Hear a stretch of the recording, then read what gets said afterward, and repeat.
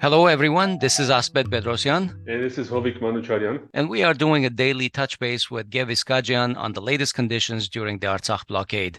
Gev is with the ANC in Artsakh, Nagorno-Karabakh. He lives in Stepanakert.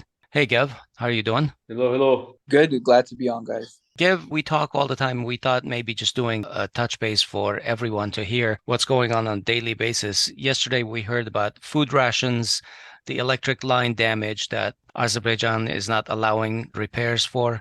What's going on? How's everything on the ground? So, as you guys know, we're now marking the first month of this blockade, and as people are familiar, we've had food shortages, energy and supply shortages, medicine shortages.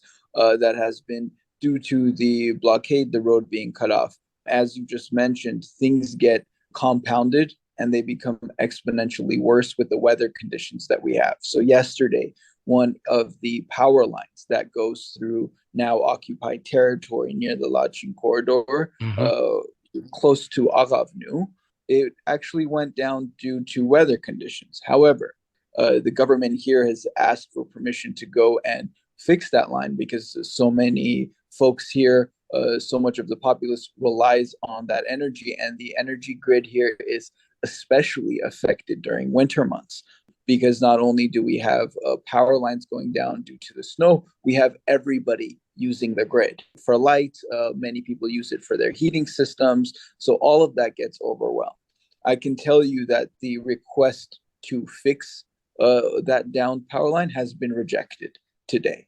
So, at first, we want to be very honest about the process and what's going on. We didn't necessarily want to jump and say, Azerbaijan cut off the power line because it was due to weather reasons. However, they are knowingly and explicitly denying us access to fixing it, which we can and we have the means to do. Now, was there a reason they gave for the rejection? No, not that I'm aware of, but if I do, if I am privy to that information in the following updates, I will give it, but I can't go into the details of that, but I can tell you that they've rejected it. Okay.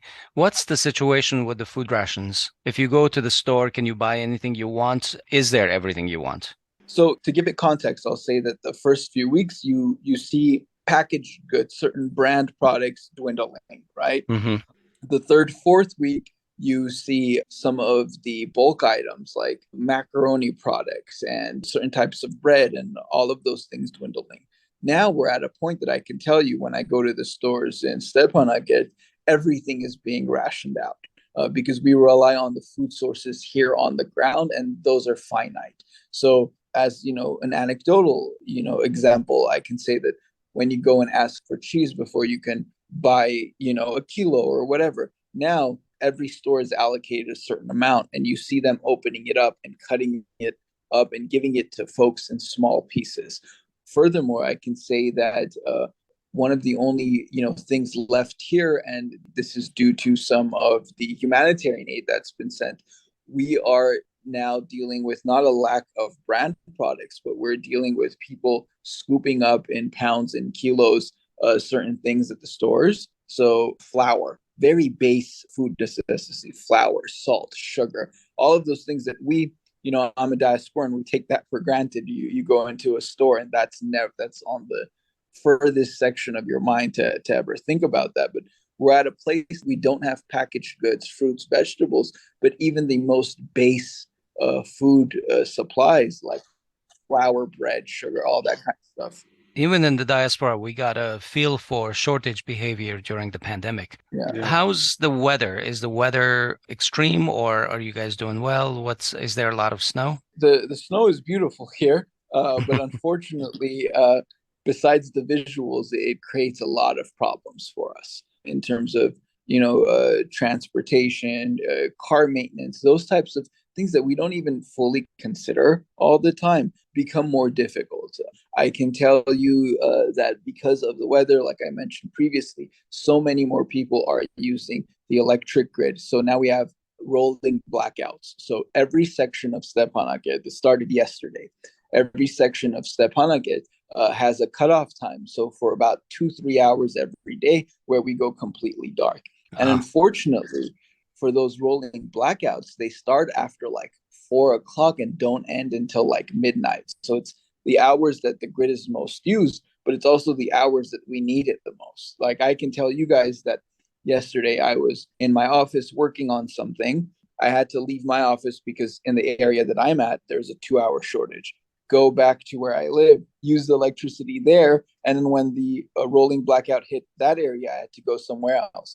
Now, I can make this work, but for so many, and it's still difficult for so many of the populace here, we can't do that. And something furthermore we haven't talked about is that the internet connection that we rely on is actually affected by these rolling blackouts. Oh, yeah. So yeah. if the internet cable and connection comes through a certain area, even if I have electricity here, but the internet connection comes to an area where there's a rolling blackout, we lose internet as well. And it's not just about the access to internet, but like so many of the stores, so many of the businesses, but so much of people's workflow depends on the internet here that we have that there's this social economic impact that we don't talk about as much either. We want to sort of keep this short, and I would appreciate that Gev comes back.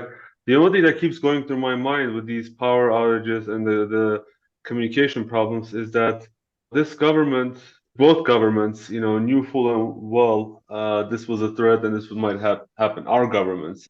How short-sighted of us to allow us to be maximally punished by Azerbaijan. I just sort of cannot forgive my own governments for that. So that's my commentary. Yeah, it doesn't make any sense that Berdzor was surrendered and these agreements are not made for access and if I like could that. just quickly, if I can touch on that, I think it's an important point because there's some fault here for us too. And I consider myself, I've been living here for the last year, but a diasporan as well. These projects that we push, energy sustainability, food sustainability projects, the greenhouses, the solar projects, we as a diaspora, the day, and I'm hoping that day comes soon, this blockade gets lifted, have to put all of our resources into energy and food sustainability projects here in Artsakh. Because at any time this can hit again, and we want those greenhouses to make sure that the populace has fresh fruit and vegetables, and we want those solar panels to take the burden off the grid as well. We have to build the energy and food sustainability of this nation. How is your outlook on the new minister appointments that happened today, especially foreign minister? We try and tend to keep a positive outlook, one, knowing that the people that are accepting these roles are accepting it in some of the toughest and darkest times for our nation. So if they are coming into this job, they're doing it with their heart in the right place. I can tell you that the new appointment is a young, bright professional who has ties to some of the international powers here that we rely on. So my outlook is positive, it's optimistic, but as always, we have to make sure that everybody that works for this nation is accountable to it. And we will see in the coming months and years. Wonderful. Let's see if we can get back in touch tomorrow evening and talk again and see how the day went. Sounds good. Look forward to it, guys. Thanks. Thank you, Talk Gev. to you later.